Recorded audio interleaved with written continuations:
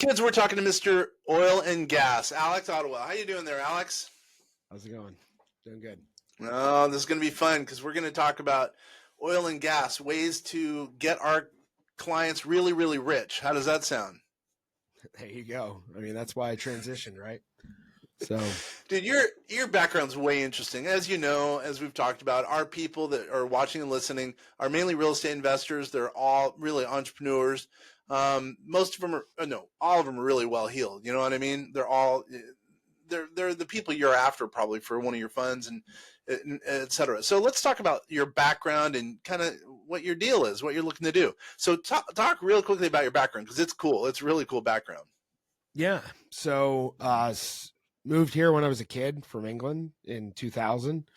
Parents emigrated here. Definitely entrepreneurial spirit.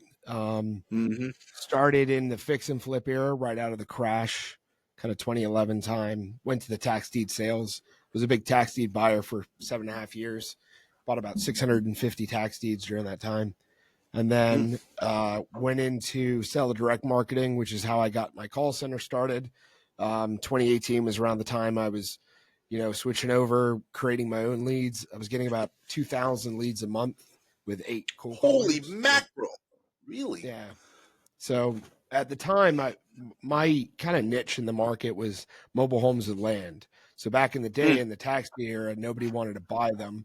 So what I did was I went in and became the buyer for mobile homes and land, which locally I became known as like the king of trailers, which, didn't look too good when I had it on the, top of my Lambo. I had a king of trailers graphic on there. Are you wait? Yeah. Wait a minute, back up. Help me with a visual. Wait a minute. What? You had a Lamborghini, the car, right? Yeah, baby blue Lamborghini Huracan, and I put King of Trailers in giant letters across the front of it. And the girlfriend I had at the time complained about it because she's like, "It's cool driving around in a Lambo. It's not so cool that it says trailers on it." But oh my god, branding. That's really fun. That's killer marketing right there, man. Yeah, it raised a lot of questions. So went into the call center. Did it? I was kind of using a service. A guy at the time, he had like 20 or 30 reps in the Philippines. Kind of built it up further because he approached me with a partnership opportunity, and I said, you know what, let's do it. He ran the operations in the Philippines, and then I scaled the business side. I basically put in my SOPs, my own callers, call scripts, and just the way we were running it was a little different than his. It scaled really quick because I have an organic audience of guys that were interested in having cold call services. Built it to over 200 reps, 220 was our peak. And then we had about 30 managers between quality assurance, operations, team leads, things like that. Obviously, cold calling kind of died off a little bit in the middle of 22 when interest rates spiked. So that was around the time I actually got out of the business. So it worked out in my favor because we were, still doing okay. MGI Phone Services was the company. But going into 22, transitioned out of fix and flip. We between wholesale and fix and flip, I did over 1,000 projects. And at that time, I was like, okay, you know what? I want to do something different. I'm burned out, and learned about oil or heard about it, and decided to kind of go all in on oil and gas. Dude, you've got a background. So now you're in oil and gas, although it's been a short time, but I'm sure you're doing well anyway. It sounds like you scale quickly. So why oil and gas still? That the question remains, why oil and gas versus, real estate? Because some people would say real estate's a pretty good spot when people are desperate right now and selling, and you can buy low, sell high. Yeah. So one thing I identified, anytime you're in any business, there's kind of peaks and valleys to things. And I kind of saw before 22 had that skyrocket of interest rate. I was kind of telling everybody around March and April, I was like, hey, I think interest rates are going to go from 2.5% to 8%. I think days on market are going to increase. I was just, when you're running a call center with that many agents, we were dialing millions of people a month, and I could easily see when our metrics were falling off, when people were being way more bullish about their prices. I was just looking at a lot of different metrics, and I kind of felt like, hey, it's going to be a rough year in 23. So I exited all my fix. We had like 25 projects going on whenever I decided to shut it down. And I was like, you know what? I don't want to buy anymore. we did some JV wholesale for a little bit, and then so I got into oil and gas. But the kicker with oil and gas, it's in a generational change. If you think about it, the majority of the oil rush was it really got kind of hot and heavy in the 50s, 60s, 70s. It's definitely still there. Like, the industry's massive. But as far as independent operators, a lot of these guys are hitting kind of a retirement age. They're in their 60s, their 70s. It's happening in a lot of different industries.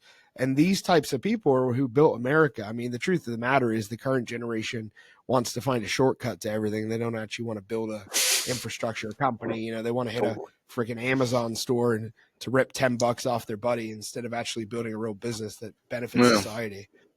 So sadly, you're totally right. Yeah. And I mean, I'm that era. I'm 33 years old. I mean, I haven't been around that long. I've just been self-employed for a long time. So I have a different mentality than most people in their 30s. Totally. It comes down to opportunity. Independent operators leaving the industry. There's a lot of extra money to be made.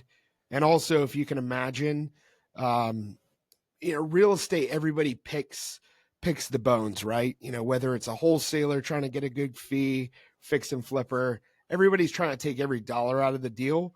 Oil and gas has a lot more left over that hasn't been touched. So that's what I'm really focused on. But yeah, sorry, that light was bothering me. It keeps flicking on. I don't know why. But yeah. Dude, you've done a lot in your short little 33 years. Jeez, man, that's unbelievable. So then, yeah, I'm very busy. So if someone's coming to you, let's say with some dough to invest in oil and gas, how does that work? I'm wondering about the logistics, but also into what are they investing? Yeah, I mean, early on, I didn't actually have a fund. We only just started the fund actually a month ago, OWP Capital Group. Originally, we were just using my buddy's money, my money, friends and families kind of stuff. But what we realized was that in order to really scale this up at the speed I want to do, we need additional capital. So the fund is $100,000 minimum, 506C, Reg D, accredited investors. Basically, we do a 10% preferred return. We do an additional bonus depending on cash flow for that quarter of up to 5%. So they can technically get about 15% a year. But then the additional value comes at the end. So our goal is to leverage the asset 70%. So we're using 30% fund capital and 30% fund capital, 70% debt. And then the structure is after 5 years, we paid off the debt. Now the asset's owned free and clear. The investors only put 30% in. If we tick up production 15, 20%, reduce the decline rate because oil wells decline. By that point, our assets probably worth 60 or 70% at the end. They're into it for 30. We split the profits.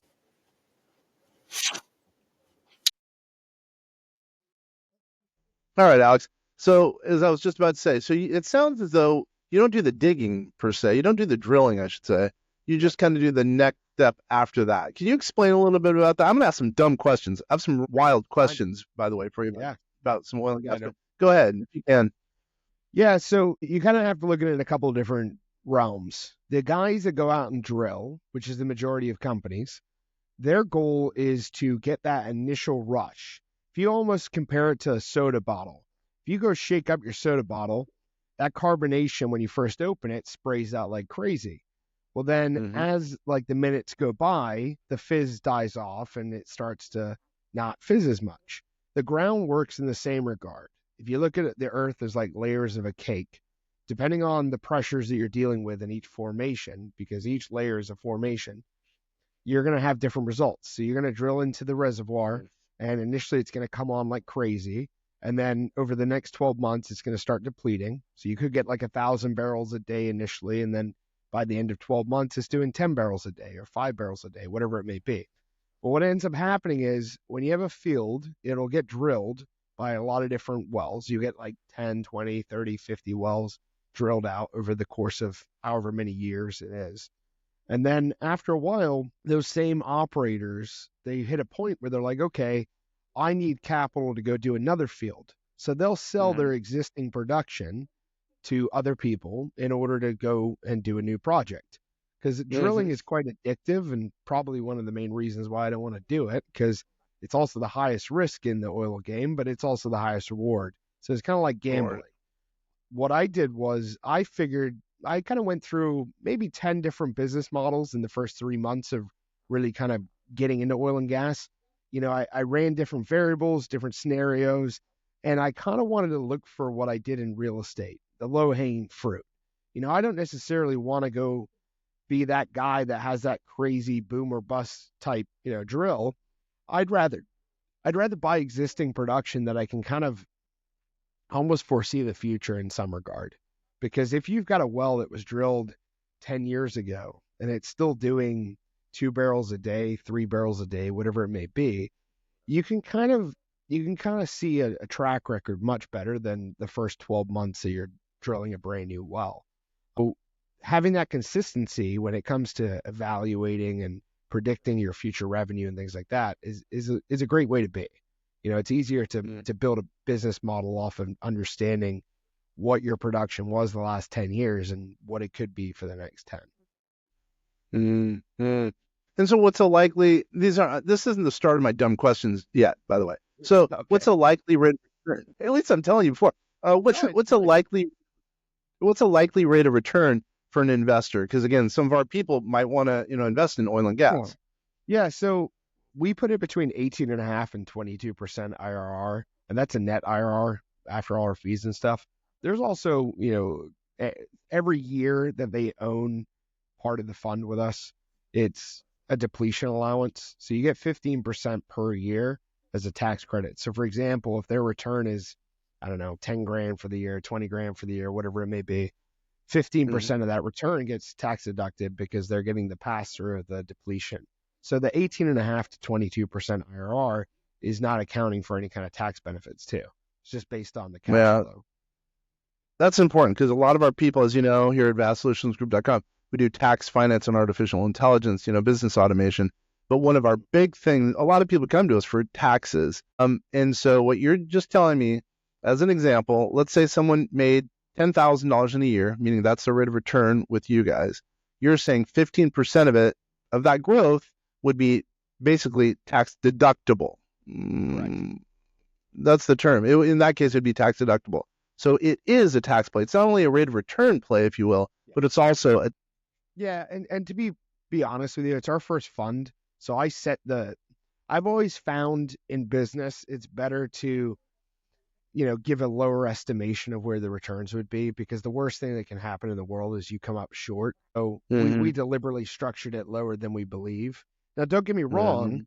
There's funds out there saying, hey, we'll get all your money back in 18 months. And that's based on a drilling proposition. Now, the cool thing with drilling is, hey, you get, 80%, 90% tax deduction with the tangible drilling costs. But the downfall with that is they don't really kind of outline the risk factor with you, right? Like most engineers will tell you that you got about a 50-50 shot of the well actually working the way it should. Maybe even less, maybe like 40%. So, it's a higher risk and a higher reward getting into the drilling side, but I personally would rather make a lower return and be consistent with it, because consistency is what builds a company for a long time, not a short time. It's not, what are people after? Not, the rate of return, money on their money. They want their money back or something like that. All right. So it's time for me to ask some dumb questions. Okay, here we go. So there's oil in the ground. I know they have engineers to try to figure out where the oil is, but there must be a massive art in trying to find that oil, because I can't imagine how bad it would be if they drilled down somewhere and got no oil 10 out of 10 times versus another guy or girl who somehow is getting 5 out of 10 or 10 out of 10. Now, I don't understand that risk parameter. Like, how is that possible, So a lot of it's not just engineers, it's actually geologists. Geologists are probably the first person they send in when they're doing a kind of a reservoir analysis. They look at what's called offset wells, which is like neighboring wells, and see what their performance has been. But what you have to realize is the ground isn't kind of flat, right? So it's not like a layer of a cake in the sense that you've got each layer being the same depth. you could have the same formation, so the same reservoir, at one side of Texas being at 2,000 feet, and then in the middle of Texas being at 15,000 feet, or vice versa. So it depends on the curvature of how that basin is. You could be drilling into the same reservoir at two different depths, 100 miles apart. So a lot of it's understanding what the area that they're in, what kind of metrics they're dealing with underground. I'm no engineer. I just know when they're putting together reserve reports and things like that, they're looking at what the production is nearby, where the formations are at, and what kind of return they expect based on those conditions. The scary part with drilling and why the flaws happen is, if you can imagine, like I own wells in Texas, just outside of Austin. They're 15,000 feet deep. So they're 3 miles down into the ground. Wow. And then they're a mile, yeah. And then they're a mile laterally. So not only did we go down 3 miles, we also went sideways a mile when they drilled those. So imagine you're drilling something and the guy sitting up there with a joystick is half asleep. Well, when he's half asleep and he's off by a couple of inches at the top, by the time you get down 3 miles, you could be completely out of your zone, completely out of your land too. There's a lot of lawsuits that occur with guys that have drilled. They assumed they were drilling straight, but they were actually drilling sideways, and they ended up in somebody else's minerals. So No way. Dude, that's awesome. I mean, not awesome, but you know what I mean. That's not good for crazy. them. Yeah. And you think about it too, like the cost of that, the wells that we have, they were drilled back in 2008, 2009. Those cost $8 million then to drill. So, if you don't hit correctly, you're out $8 million per well. Now it's probably 14 or 15 million, to be honest. To drill, bring out those A-shaped well. things. It's like one well. Yeah. Yeah, because the rigs that you're talking about, because once you've drilled a well, the only thing there, it's either going to free flow, meaning the oil is just going to rush out of the ground, or you put it in secondary, which is like pump jacks, which honestly is a primary recovery because these days everything's on a pump jack. So when you see those pump jacks going up and down, they're almost squeegeeing the oil out of the earth, right? It's kind of like a siphon effect. You can have some good luck with drilling, you can have some bad luck. And sadly, it seems to be more bad luck than good luck. That's why I'm not interested in drilling personally. Dude, okay, I have one more dumb question. So I can't believe I'm recording this. So how does it's like water underground basically, and it's in a basin, right? When I say water, liquid, I'm just using that as an analogy, right? Yep. But like how deep on average is a basin, if you will, physically? I know it's a weird question. You get what I'm saying? So there's oil wells as shallow as 800 feet and then as deep as 20,000 feet. Typically, the deeper stuff is normally natural gas because you get oil and gas out of the same wells. What happens is, though, depending on the formation you're in, you're going to have a primary, like gas will be the primary in that area and oil secondary, or vice versa. So after the initial production's kicked off for like 6 months, you're not going to get one of the components. It'll start to die off on one side, and that'll be your primary. But it's kind of like it's all trapped. Look at it as like a whole bunch of like, I don't know, sporadic cracks in it. All the oil's trapped down there. And then what we do is when you drill it, you perforate the side of the well. So your casing goes all the way down and you're firing off this almost dynamite into the side to blow open holes into the rock. And then that allows the gases to escape up the well. But there's a lot of factors that come into play, just like fracking, right? Fracking gets a lot of hell for things, but all fracking is they're using intense pressurized water and sand and some other chemicals in order to wedge open these fractures to allow the oil and gas to rush up quicker. I mean, that's like the dumbed down answer of what it does. Holy mackerel. Dude, I could ask questions about it's just a squeeze. It's to squeeze more production to the surface. And the better you are, the lower the risk, the higher the rate of return, hence where you come in. Yeah, so I mean, just think of me as like the guy that goes around and buys rental portfolios in real estate, but we buy them from tired landlords. They don't want to put the money in. and we go in and we optimize them. It's not as simple as that. I mean, real estate is like way easier. Oil and gas is all about quality engineers, quality geologists, understanding the formations, understanding the areas. I mean, I couldn't optimize the fields personally with my realm of knowledge. I mean, I definitely understand enough, but I rely heavily on my engineers and geologists to really identify where we're going to increase production at. I get it. That's a killer. That's the exact analogy I was thinking of. You could buy real estate, income producing real estate, or in your case, buy income producing real estate that actually is gas oriented, oil and gas oriented. And there's probably a massively mass downside, mass upside over here. Here, relatively speaking, now that I'm figuring out low downside, low upside. I mean, Buying the right the assets. difference is unbelievable. What? Yeah, it's buying the right assets. So a lot of our time, like we've probably combed through about 500 deals, and only 20 of them have been viable candidates to purchase. There's a couple of things I kind of left out, but like February of this year, just over a year into the industry, I was the main sponsor at the largest oil event in the world. So Yeah. How have you done what you've done? You're a little kid, man. That's unbelievable. That's pretty impressive. yeah, so we scared some people doing it because we're brand new, and went in there and did Yeah. this crazy 2-story booth. And Marathon was there, BP was there, Exxon, all the big boys. So we grabbed a lot of attention from it. And then I actually just got featured in Nate magazine, which is a big oil and gas magazine. They featured me as CEO. But these types of things I've been doing is because we've been disruptive with how we're marketing ourselves. I want to be loud. I want to be out there, because operators that I haven't known for 50 years, they don't know who the heck I am. We're not going to do business. That's the way the industry works. It's a very mom and pop oriented kind of business. And I get that, by the way. I think I get that. I'm Yeah. sure the people are like that. I know you don't like that. I bet you a bunch of people don't like that, but I'm sure in that industry it kind of makes sense. Yeah, it's different because even on software and stuff. I was talking to a guy this morning who's a software developer, and oil and gas is about 20 years behind on software. Like as far as Oh, it's one of those. how And, yeah, yeah, as far as the industry's evaluations and how they do the yeah.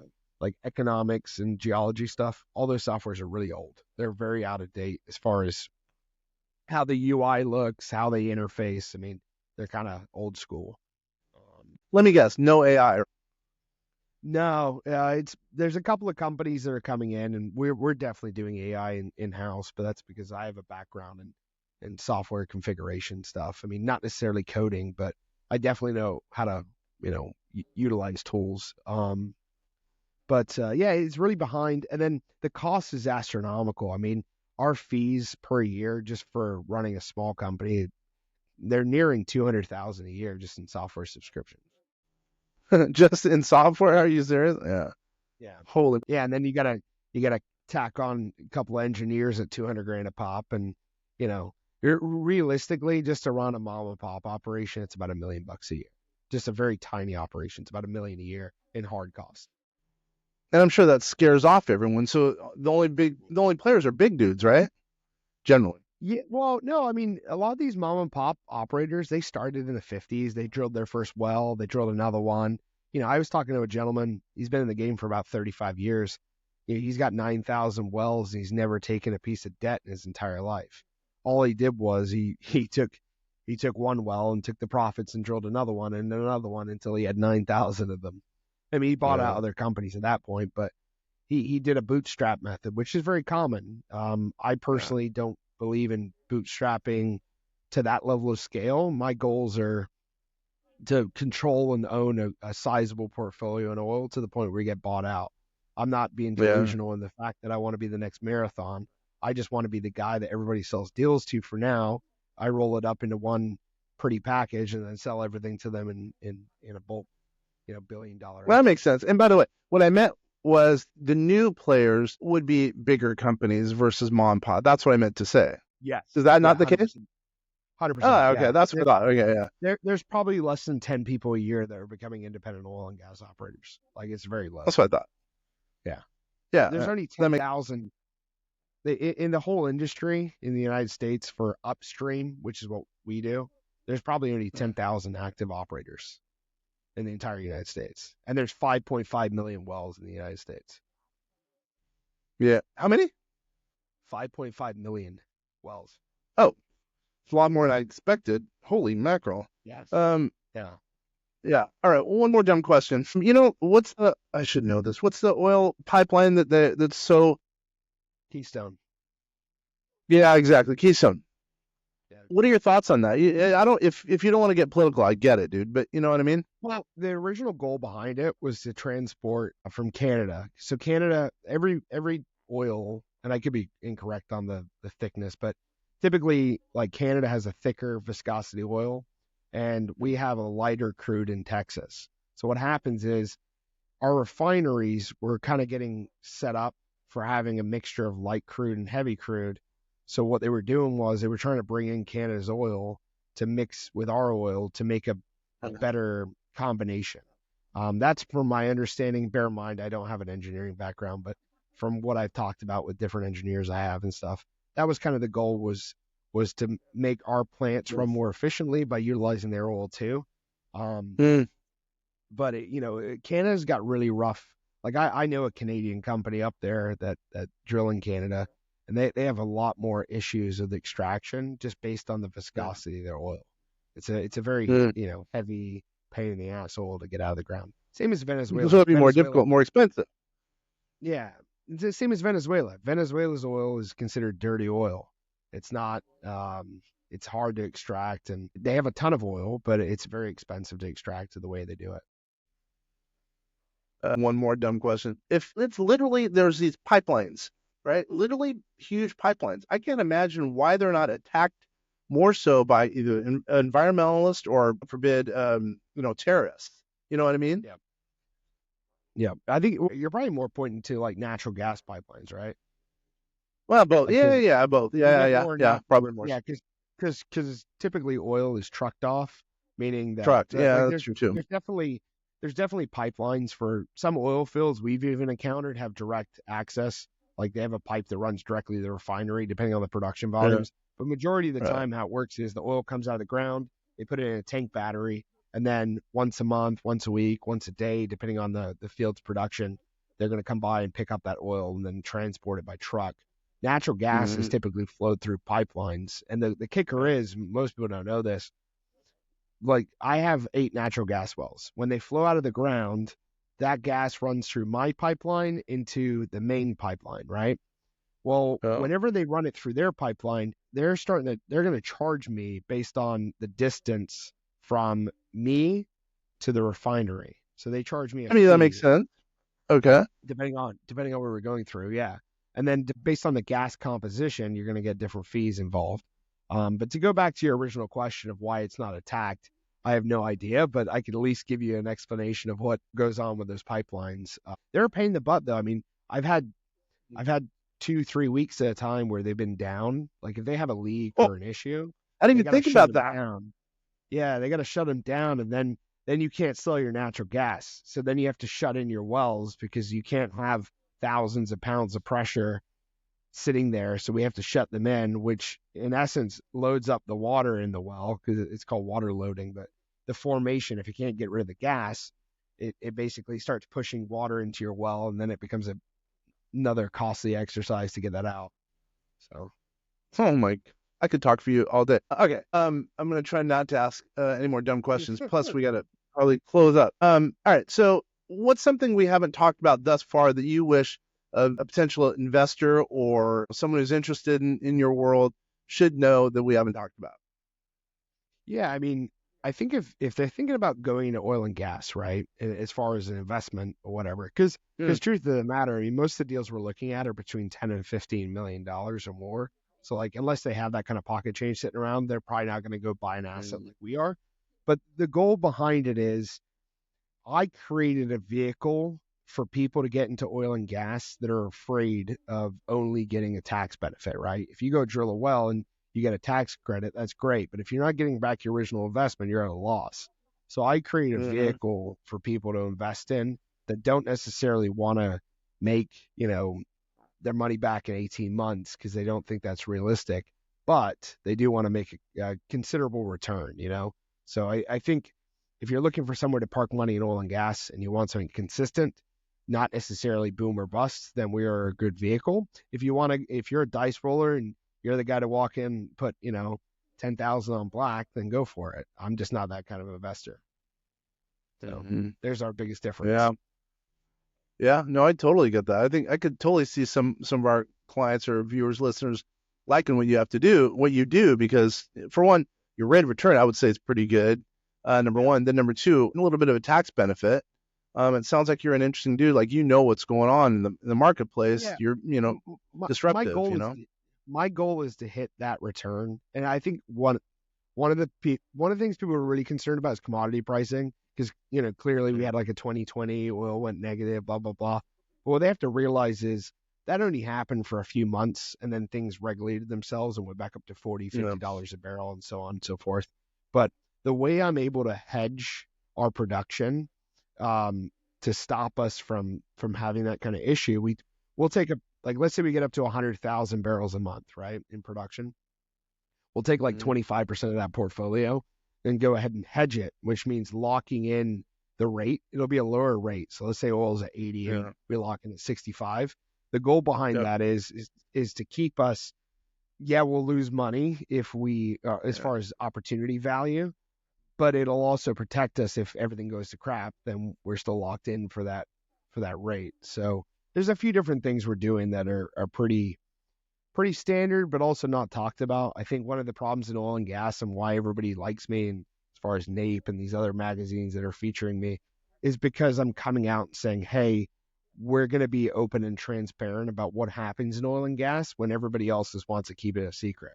I'm the guy that's not keeping it a secret how it operates. I mean, if you go on my Instagram, Alex Ottewell, I post tons of videos literally breaking down how the industry works. How things are decided and what the risks are. The more transparent you are with risk, I think is important in anybody trying to get into a new industry. You got to be honest about the risks. That's where a lot of these guys 100%. Get a bad name. Yeah. So it's a downside we have to worry. Yeah, it's a downside you have to worry about. I mean, especially on investors. We deal with a lot of people who are whatever in their 50s, 60s. They've amassed whatever $20 million. They don't want to all of a sudden lose it. You know what I mean? Yeah. They'd rather do something, minimize their risk to the extent possible. And what I would also say is, as I'm thinking this through, at least a portion of the portfolio potentially could be earmarked towards this. I mean, 18, 19, whatever % rate of return. That's, plus on top of that, the tax benefit, it really might make sense for some investors. Yeah, I mean, we're an alternate investment. I mean, you can look at real estate and stock market; they're pretty correlated together. Oil and gas, I mean, because it goes into so many different sectors. A lot of people think of oil just as gasoline. That's a very standard response, but there's over 6,000 products that are made, or different types of products that are made from oil and gas. So you got 6,000, like the clothing, makeup, plastics. Just as examples. Yeah. So people really kind of get a very narrow mindset with oil and gas, but you got to realize, regardless if EV becomes the only vehicle on the planet, 65% of the oil barrels go into something else. So people have to remember that. You're right. That's a huge point. Huge point. So how does someone, let's say someone's interested in doing your deal. You mentioned your Instagram, but how else do they get a hold of you? Do you have a website, etc.? Our website is investinpetroleum.com. Can you spell that? Because believe me, I wouldn't be able to spell that. Go ahead and spell it. INVEST invest in petroleum is PETRELEOUM. There you go. I got that right. .com. Sweet, man. He is Alex Ottewell. I'm Kenner French with VastSolutionsGroup.com. We're speaking here, Vast Voice, telling business secrets to entrepreneurs. Man, if this isn't interesting to you, you're crazy. Because, man, this is a way to make money and save some taxes all at the same time. It's pretty good. I would say reach out to Alex. I think it's interesting stuff. Once again, I'm Kenner French. Thanks, everyone, for hanging out with us, chatting a little bit.